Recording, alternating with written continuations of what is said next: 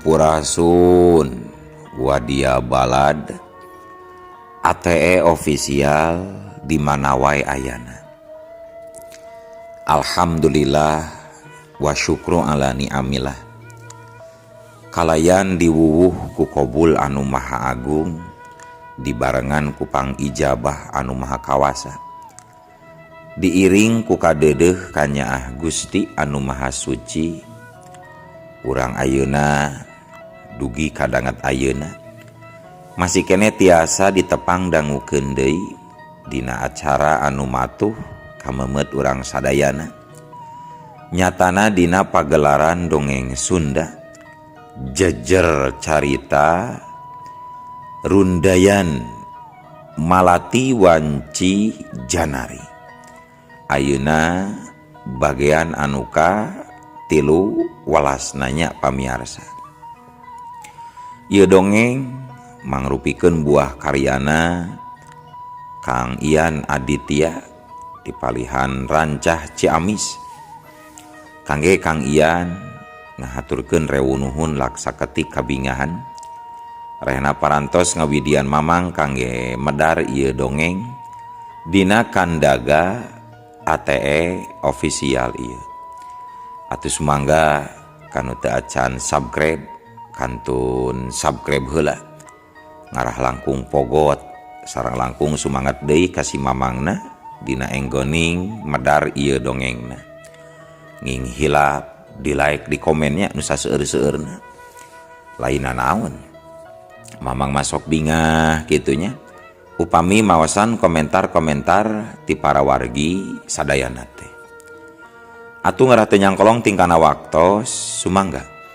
Ayeuna mah urang lajengkeun deui dongeng rundayan Malati Wanci Janari bagian anuka tilu welasna. Kumaha salajengna sor cekopina betot simbutna pagan heula tali kolorna bisi morosot merezel morozol uzel-uzelan di tengah jalan.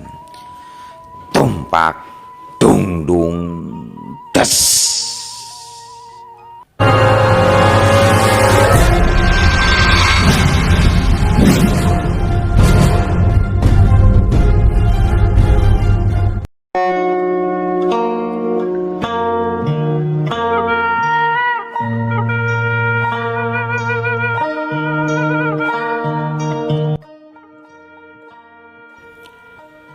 Para wargi sadayana. Wanci peuting nalika bentang baranang di langit kota Bekasi. Harita jang dirga katempo keur diuk di gasibu Taman Leutik tukangeun imahna. Matana neuteup kana balong hias. Nempokeun lauk anu keur paboro-boro jeung baturna. Pikiranana narawangan kana kajadian tadi beurang. Nyobaan nebak-nebak sarta nyambungkeun jeung katerangan Neng Yeni waktu sabulan ka tukang tug nepi ka ditewakna si Gunawan ku kapolisian. Kacilakaan tadi jeung motor anu nabrak Neng Ririn asa moal jauh tina kalakuan si Gunawan. Sabab manehna dikurung ukur saminggu. Asa kudu aya unsur dendam. Katurug-turug si Yeni pamajikanana sarua jeung dipaksa titah ditalak. Manehna pasti dendam ka aing. Selanti eta satu kangen si Gunawan teh pasti aya Pahendra salaku anu mayarna. Bahaya gede ari kitu mah. Aing kudu caringcing pageuh kancing saringset pageuh ikat. Kitu gerendengna jang dirga. Peuting beuki maju. Sedengkeun sorat cai beuki atra ngerecekna nyurug tina pancuran hias anu norog kana balong. Sedangkeun dina waktu nu sarua sapeuting rejeung harita kacaturkeun di hiji kape nu aya di wewengkon pasar Minggu.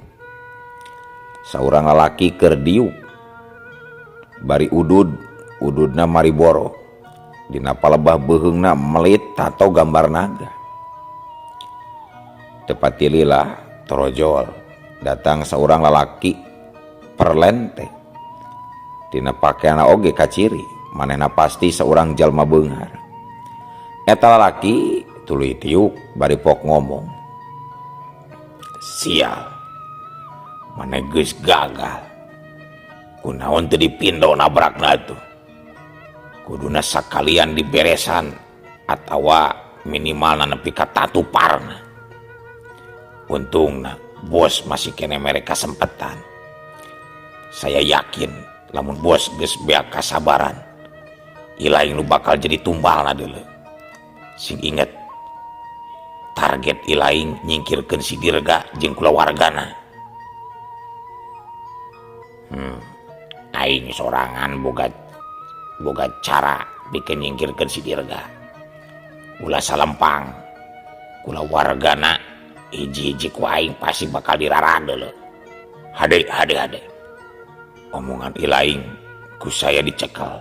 Awas, ulah nepi ka gagal supaya si Dirga teu jadi milu tender nasional. Sing inget, tugas ilaing kudu beres sarta rapih. Sabab lamun teu kitu bisa dipastikan hirup ilaing bakal moal tenang najan nyumput di jero kubur deuleu. Sanggeus ngadenge kitu, si lalaki nu aya tato nagaan ukur ngagerem ambek bari muncereng. Dasar sial. Mana bayaran aing nu kamari? Tenang. Tah, ieu setengahna heula nya. Keur sesana engke lamun pagawean geus rengse. Sing inget, isuk si Dirga rek ngahadiran tender. Usahakeun sangkan manehna teu nepi ka tempat tujuanana. Cek eta lalaki perlente bari ngagolerkeun amplop gede dina meja. Saterusna sanggeus kitu manehna laju indit deui ninggalkeun lalaki anu tato naga. Amplop gede eusina duit tuluy dirawatan ku si lalaki anu tatoan. Bari seuri sinis manehna laju ninggalkeun tempat diukna nuju ke arah luar. Telila kadenge suara motor ngagerung bareng jeung inditna si tato naga. Sanggeus dipastikan si tato naga indit, saurang lalaki palayan kape tuluy lempang nuju meja kurut si tato naga. Didinya manehna tuluy nyokot hiji alat anu diteundeun handapeun meja. Si horeng, eta alat teh mangrupakeun alat panyadap anu dipasang ku Intel anu nyamur jadi palayan kape titahan Pak Anton Wijaya. Para wargi sadayana kacaturkeun di Bekasi peuting harita Jang Dirga can keneh bisa sare. Sok sanajan jam geus nujukeun tabuh 12, pikiranna masih can tenang. Dina nalika keur kitu telepon di tengah imahna kadenge disada. Maka dibarung ku rasa tegang, Jang Dirga gancang ngangkat telepon. "Halo, selamat malam. Sareng Pak Dirga sanes ieu?" Cek suara lalaki dina telepon. "Muhun, selamat malam. Dupi ieu sareng saha manawi?" "Kami di pihak kepolisian di Pak. Bade ngawartosan ke pihak Pak Dirga." "Ngawartosan? Ngawartosan naon manawi, Pak?" Temal Jang Dirga jiga kaget. "Kangge dinten enjing sateu acana dijemput ku pihak polisi Intel ulah waka ka mana-mana heula, Pak. Kumargi kayanana bahaya." Ngadenge kitu Jang Dirga jadi ngarenjak. Bahaya kumaha maksud Bapak teh?" "Anak buah Pak Hendra terus ngarencanakeun niat jahat ke Bapak. Dumasar kana tinimbangan eta Pak Dirga teh kenging waka angkat sateu acana aya pangawalan. Ieu parentah langsung ti atasan sareng Pak Anton Wijaya, Pak. Oh, mangga atur nuhun, Pak. Mohon sami-sami. Wilujeng wengi, wilujeng rehat, Pak. Pungkas polisi dina telepon. Sementara Jang Dirga tuluy ngagoler dina kursi panjang bari narik napas semu berat. Gancangna carita caturkeun poe isukna sakumaha nu geus ditangtukeun poe presentasi tender nasional akhirna datang. Jang Dirga miang ti imahna kalawan dikawal ku 2 polisi intel anu bareng samobil. Sedangkan pikeun di sabudeureun tempatna dijaga oge ku 3 urang aparat anu make papakean preman. Eta kabeh ditahan Pak Anton Wijaya supaya Jang Dirga jeung keluargana ngarasa aman. Mobil Vitara warna biru anu ditumpakan ku Jang Dirga sapara kanca laju ngebut meulah jalan ngajugjug ka Jakarta. Sedangkan harita nalika Jang Dirga geus miang, saurang lalaki make kacamata hideung sarta papakeana sarua hideung diuk dina motor R-King bari nalingakeun ti peuntaseun jalan ka toko katut imah Jang Dirga. Sial, pinter oge si Dirga. Aing yakin eta 2 laki pasti polisi. Awas ya, ulah pajarkeun aing biakeun akal si Dirga. Dagoan, sanajan sia ayeuna lolos, tapi aing boga keneh kartu as pikeun ngaruntuhkeun sia deuleu. Kitu gerendengna eta lalaki. Bari teu nunggu waktu lila, manehna tuluy nyemprung deui dina motorna ngebut. Kacaturkeun di tempat sejen kiwari Jang Dirga geus aya di gedung konvensi anu pinuh ku pengusaha-pengusaha kelas kakap. Malahan aya di antarana pengusaha-pengusaha ti luar kota haladir ka asup Pak Hendra. Maena geus aya di dinya kalawan make setelan mahal. Nalika prok Pak Amprok, Pak Hendra siga kaget serta terus micin beungeut bari ngajauhan. Si wawalak nakunaon masih kene bisa nepi ka dieu, masih kene hirup. Gerendengna Pak Hendra dibarung ku beureum beungeutna. Jang Dirga ukur mesem sabab cek pikirna hade goreng oge calon metohana. Bisi dina hiji mangsa hatena leah sarta sadar. Numatak Jang Dirga teu ambil pusing. Tapi kilang kitu manehna tetep waspada. Saterusna acara presentasi dimimitian hiji-hiji peserta maju. Nepi ka giliran perusahaan Pak Hendra. Presentasina luar biasa. Sabaraha juri katempo siga nu panuju. Sanggeus rengse tapi waktuna giliran Jang Dirga anu terakhir pikeun presentasi. Dangat harita sabaraha urang peserta malah sempat nyindiran sinis ka Jang Dirga. Budak anyar bisa naon. Oh can aya pangalaman gitu malah. Duh mungkin menang mustahil. Tapi Jang Dirga teu paduli. Manehna tetep maju ka hareup kalayan tenang sarta percaya diri. Nalika presentasina dimimitian, sakabeh rohangan jadi jempling. Komo nalika ngadenge strategi anu dibawana jauh leuwih inovatif tibatan anu sejena. Nepi ka sabaraha juri katempo silih reret. Kanyataan eta tangtuna ngajadikeun Pak Hendra teu tenang. Seumur jadi pengusaha kakarak manehna ngalaman rasa sieun. Sieun lamun budak anu kungsi dianggap remeh ku dirina bakal jadi jalma anu ngakuringkeun kana kakawasaan bisnisna. Gancangna carita saenggeus rengse presentasi sanggeus presentasi Jang Dirga rengse, saurang ketua juri tuluy nangtung. Hatur nuhun ka sadayana peserta. Kanggo hasil resmina bakal diumumkeun ke wengi ieu nya. Kitu cek juri harita. Sementara sakabeh peserta jadi ngarasa tegang nungguan pengumuman kulantaran hasil tender ieu bakal ngarobah masa depan perusahaan maranehna. Kaayaan penting di gedung konvensi karasana ku para peserta tender mah mubuh beda ti biasana. Najan di jero rohangan tiis tapi kursi anu didariukanana karasana panas. Di barung ku jantung ratug nungguan kaputusan pamenang tender. Harita Jang Dirga diuk sorangan tanpa dibarengan ku Neng Ririn. Ngajak Neng Ririn teu diajak supaya teu nyahoeun yen saingan usahana bapana sorangan.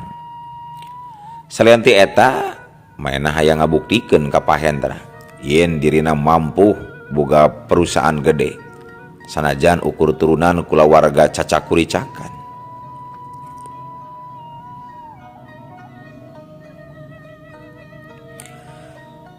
Sedangkan di sisi sejen rohangan Pahendra riuk bari panona teu leupas merhatikeun Jang Dirga. Hatena teu tenang. Presentasi Jang Dirga jadi presentasi Jang Dirga tadi beurang teu boleh jadi bahan pamikiranna. Dina pangalamana jadi pangusaha karek danget ieu manehna bener-bener menang saingan anu kawilang berat. Teu kungsi lila cunduk kana waktu ninggang kana mangsa pangumuman hasil tender rek diumumkeun. Ketua juri katempo geus naik ka panggung. Mikrofon dicekal pageuh bari pok nyarita. Para hadirin sadayana, Cek ketua juri, tak eureun heula sakedeung. Ngajadikeun kaayaan rohangan langsung jempling tur tegang. Saterusna ketua juri neruskeun deui omonganana. saparantosna ngalangkungan proses panilaian panjang sarta nalungtik sadaya proposal, maka juri nangtukeun pamenang ieu tender nyaeta Sipi Dirga Niaga Mandiri. Grrrr.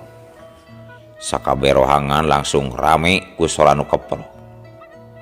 Alhamdulillah, hatur nuhun Gusti, syukur alhamdulillah. Cek Jang Dirga dina jero hatena, muji syukur ka pangeran di barung ku rasa bunga.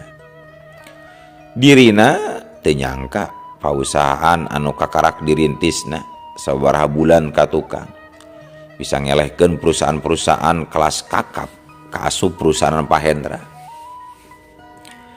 Sedangkan pikeun Pahendra kanyataan eta tangtuna mangrupakeun hiji hal anu hese dipercaya sarta kadengena lir ibarat sorak gelap di tengah poe ereng-erengan.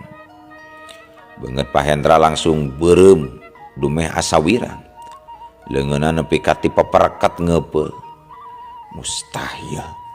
Mustahil cek pikirna, teu mungkin aing eleh. Tapi kanyataanana tetela aya di hareupeun matana. Jang Dirga meunang dirina eleh. Pikeun nu kahiji kalina salilamang tahun-tahun manehna ngalaman eleh dina pengajuan tender. Pahendra ngarasa harga dirina ragrat. Bangsat, kurang ajar, dakuan pangwalas di aing sia Dirga. Kitu akhirna Pahendra ngamuk bari tuluy ngajengkat ninggalkeun rohangan konvensi. Sarengsena acara loba pisan wartawan ngurilingan Jang Dirga. Pak Anton Wijaya seuri sugema. Bapak teu salah milih jalma. Cek Pak Anton Wijaya. Hatur nuhun Pak. Dimimiti danget ieu perjalanan anjeun bakal leuwih jauh. Sabot keur kitu torojol seorang lalaki kolot nyamperkeun buukna bodas, papakeana sederhana tapi wibawana karasa pisan. Nah anjeun anu katelajang dirga. Mohon laras. Sakadapan mah eta laki kolot neuteup jang dirga siga keur mastikeun hiji hal. Saterusna jang dirga tumanya, punten sareng sama nawi Pak. Bapak kolegana Pak Anton. Temal eta laki kolot. Sementara jang dirga tuluret ngareret ka Pak Anton. Bener gak? Ieu kolega Bapak. Anjeunna aya keperluan penting ka hidup. Cek Pak Anton. Mangga Pak, manawi aya kaprogian naon? Tanya jang dirga. Wanogeun ngaran Bapak Rahmat Kusnadi jang. Bapak aya keperluan kawilang penting na ka ujang. Cek eta lalaki kolot anu ngakukeun ngaran Rahmat Kusnadi. Saterusna antara jang dirga, Pak Anton Wijaya sarta Pak Rahmat Kusnadi laju pindah ruangan ka ruangan VIP pikeun neruskeun obrolanana. Saterusna di ruangan eta Pak Rahmat pok cumarita. Dirga, ieu waktuna hidup nyaho ngeunaan hiji hal. Perkawis naon manawi Pak? Tanya jang dirga semu heran sarta pinuh ku tanda tanya. Sampai nyarita Pak Rahmat Kusnadi narik napas panjang. Ngeunaan saha sabenerna Neng Ririn? Cek Pak Rahmat. Neng Ririn? Neng Ririn mana Pak? Cek jang dirga siga nu bingung. Sabab teu gugur teu angin Pak Rahmat Kusnadi anu karek lebih kawanoh nyarita nyabit-nyabit Neng Ririn. Eta Neng Ririn bojo hidup. Ari geus Neng Ririn mana tuh? Memangna kunaon Pak sareng Neng Ririn? Cek jang dirga. Manehna ngarasa beuki teu ngeunah hate sok bisi Neng Ririn aya dina bahaya. Sabenerna Neng Ririn teh lain anak kandungna Pak Hendra eta teh jang. Cek Pak Rahmat. Sedang kepikeun jang dirga. Waktu ngadengi kitu dirina jadi kaget liwat saking. Matana mencrong ka Pak Rahmat. Bibirna seolah-olah dikarutan. Letahna karasa kaku hesek pikeun nyarita. Sajongjongan mah di jero ruangan VIP taya nu ngomong sakecap-kecap acan. Jang dirga ukur bengong di barung kurasa teu percayana. Sedengkeun Pak Anton Wijaya siga nu geus nyaho ti tadina yen poe eta bakal aya kajadian saperti kitu. Sementara Pak Rahmat seuri ipis dina katenanganana tanpa nunjukkeun sikap anu kaleuwihi. Pok jang dirga tumanya. Lamun kitu saha sararesna Ibu Ramana Neng Ririn atuh? Kumaha caritana pangna tiasa aya di pahendra geuning Neng Ririn? Ieu jang 25 tahun kadukang Neng Ririn teh leungit jang geus kajadian kacilakaan anu teu asup di akal. Jadi saha atuh Ibu Ramana Neng Ririn anu laresna pamisanes pahendra mah? Tanya jang dirga. Hidup engke bakal nyaho saumpamana Ramana Neng Ririn geus datang ka imah hidup. Naon anu ngayakinkeun yen Neng Ririn sanes putrana pahendra Pak? Ieu tempo kalung dina bodo ieu tempo. Tembal Pak Rahmat bari ngaluarkeun foto tina amplop coklat. Didinya eces katempo ku Jang Dirga sapasang salaki pamajikan serta kalung anu make liontin kembang malati. Saterusna Jang Dirga tumanya deui pikeun ngayakinkeun. Di mana Bapak uninga? Yen bojo abdi nganggo kalung liontin malati ieu Pak. Pak Rahmat seuri ipis bari ngareret ka Pak Anton Wijaya. Bapak nyaho di Banten sabab manehna saurang intelijen anu ditugaskeun salila 25 tahun kuramana Neng Ririn pikeun nalungtik di mana ayana anakna. Barang ngadenge kitu Jang Dirga jadi ngagebeg bari ngareret ka Pak Anton. Manehna teu nyangka yen panyamuran saurang intel bener-bener bisa disebutkeun sampurna. Jadi Pak Anton teh berarti sanes pengusaha asli ari kitu mah Pak. Cek Jang Dirga. Lain. Pak Anton mah lain pengusaha. Sabab pengusaha asli marah mana Neng Ririn Jang. Jang Dirga ngarenghap jero hatena bener-bener teu ngarti karena cara gawe seorang intel nepi ka bisa nyusud Neng Ririn jeung dirina. Dirga engke isukan bakal aya tamu ka imah hidup. Bejaan ka Neng Ririn ti ayeuna supaya isuk teu kagedeun deui. Mohon mangga siap walon Jang Dirga. Satuluina peuting eta sarengsena paguneman di ruangan VIP. Jang Dirga tuluy balik kalawan dikawal ku dua urang polisi intel anak buahna Pak Anton.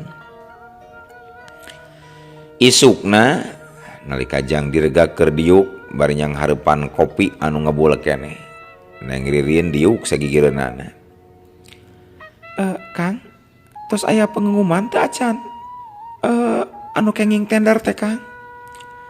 Tanya Neng Ririn. Manehna can nyahoeun. Sabab Jang Dirga can nyarita nanaon kulantaran waktu peuting datang di Jakarta. Manehna langsung sare.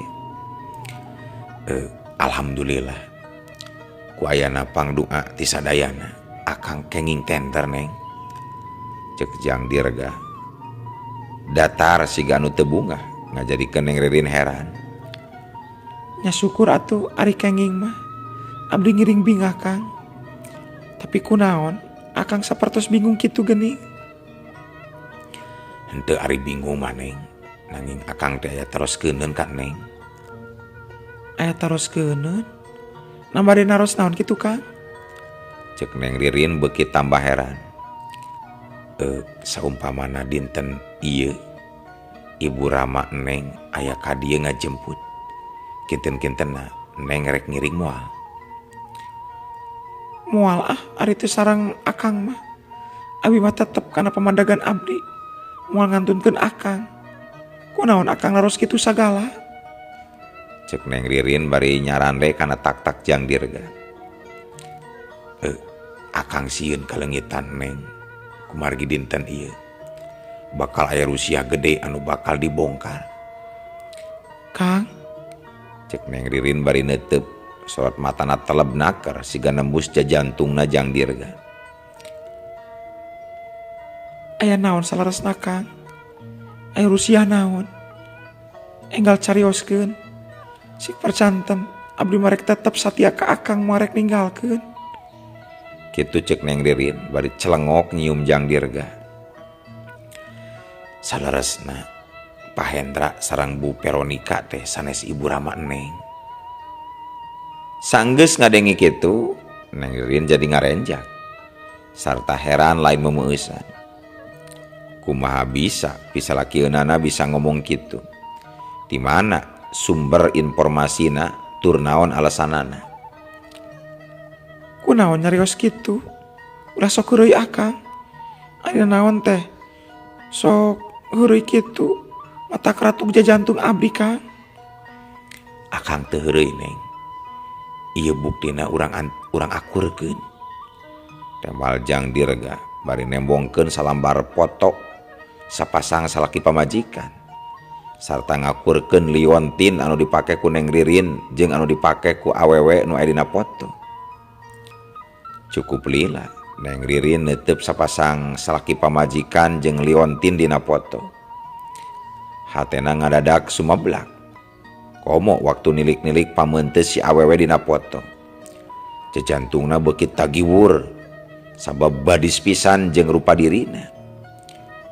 Kalawan semunga geter dibarung kurasa campur tur setengah teu percaya. Bibir endahna Neng Ririn ngageleter sarta matana carinakdak.